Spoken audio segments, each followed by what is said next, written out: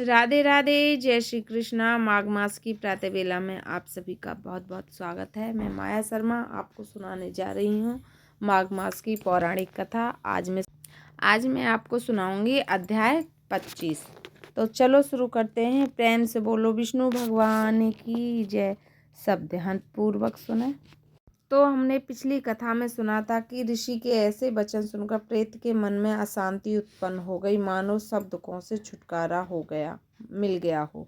प्रसन्नता से वह विनय पूर्वक ऋषि से पूछा। क्या पूछा, मैं उसका विवरण अब करती हूँ।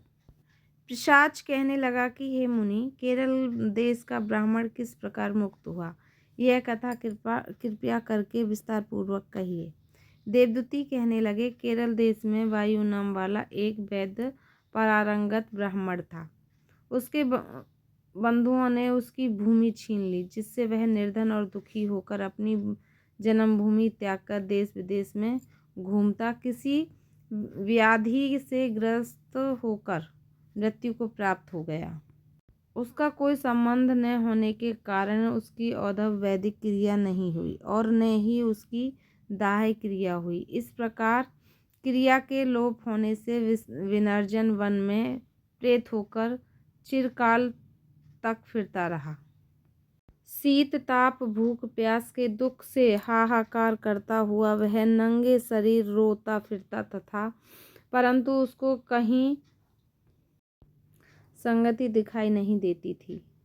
सर्वथा दान न देने से वह अपने कर्म फल को भोगता था। जो लोग अग्नि में आहुति नहीं देते, भगवान का पूजन नहीं करते, आत्मविद्या का अभ्यास नहीं करते, अच्छे तीर्थों से विमुख रहते हैं, जो लोग दुखी लोगों को स्वर्ण वस्त्र तंबलू रतन फल तथा जल नहीं देते तथा छल कपट से जीविका प्राप्त करने वाले, दूसरों तथा स्त्रियों का धन हरने वाले, पाखंडी कुटिल चोर वाल वृद्ध तथा आतुर और स्त्रियों पर निर्दयता करने वाले, आग लगाने वाले, विष देने वाले, झूठी गवाही देने वाले, कुमार्ग पर चलने वाले, माता पिता भाई बहन संतान तथा अपनी स्त्री का त्याग करने वाले, जो सब तीर्थों में दान लेते हैं, पालन करने वाले, स्वामी को त्यागने वाले, गौर तथा भूमि के चोर, वेदों की निंदा करने वाले, वृथा द्रोह करने वाले, प्राणियों की अहिंसा करने वाले, देवता गुरु की निंदा करने वाले,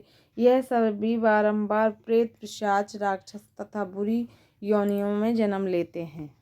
अतः बुरे कर्मों से बचकर धर्म के कार्य तथा यज्ञ दान और तप आदि करने चाहिए, क्योंकि कर्म फल अश्वमेघ मिलता है। जिस प्रकार प्रेत की गति देखकर पाप कर्म कदापि नहीं करने चाहिए। ब्राह्मण कहने लगा कि इस प्रकार उस केरल ब्राह्मण ने उस पर्वत पर अधिक समय व्यतीत करके एक मार्ग में एक पथिक को देखा, जो 2 गगरियों में त्रिवेणी का जल लिए हुए था, आनंद पूर्वक भगवान के चरित्र का गायन कर रहा था। प्रेत ने उसका मार्ग रोककर कहा कि तुम डरो मत, इस गगरी का जल मुझको पिलाओ, नहीं तो मैं तुम्हारे प्राण ले लूँगा। देवदूती कहने लगा कि दुखी दुर्बल नंगे मुरझाए हुए तुम कौन हो, पैरों से पृथ्वी को स्पर्श न करके चलते हो। लोमस जी बोले। प्रेत यह वचन सुनकर कहने लगा कि मेरे ऐसा होने का कारण सुनो। मैंने कभी ब्राह्मणों को दान नहीं दिया, अत्यंत लोभी क्रियाहीन, दूसरों के अन्न से पलने वाला था। मैं कभी किसी को भिक्षा नहीं दी, न दूसरे को दुख से दुखी हुआ। प्यासे प्राणियों को मैंने कभी जल नहीं पिलाया, मैंने कभी छाता जूता दान नहीं किया, न किसी को जलपान पात्र या औषधि किसी को नहीं दी।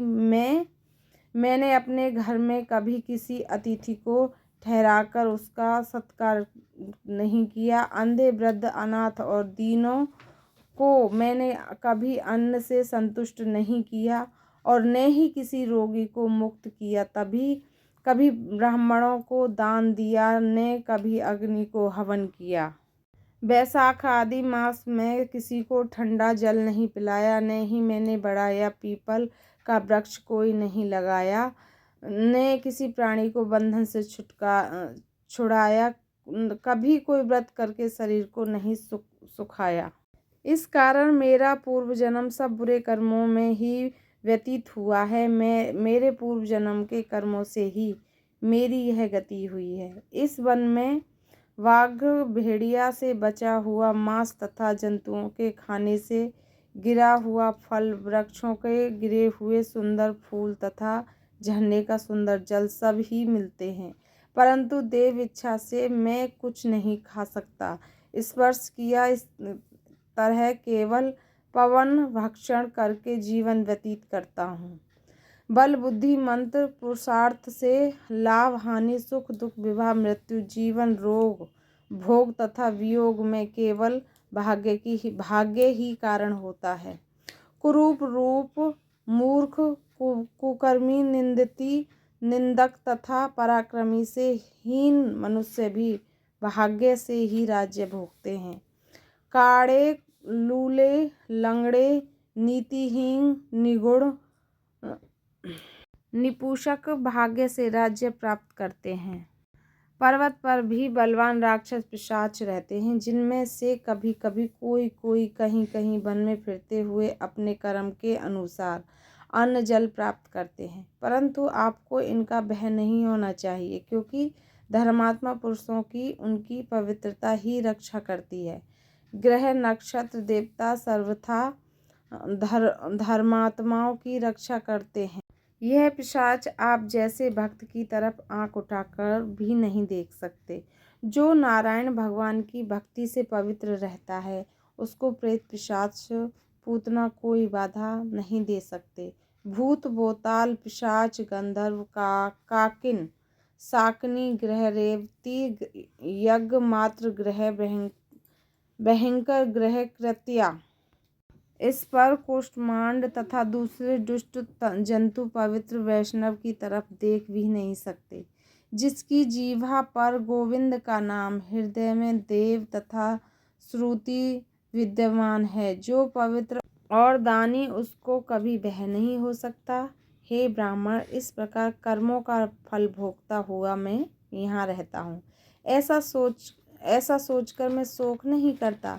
एक बार मैं जम्वालिनी नदी के किनारे पर गया था। वहाँ घूमते हुए मैंने सारस के वचनों को सुना था। ये था मेरा 25वां अध्याय। इस कथा का मैं आगे वर्णन करूँगी, जो अध्याय 26 में आएगा। फिर मिलती हूँ मैं अगली कथा के साथ। तब तक राधे राधे। जय श्री कृष्णा।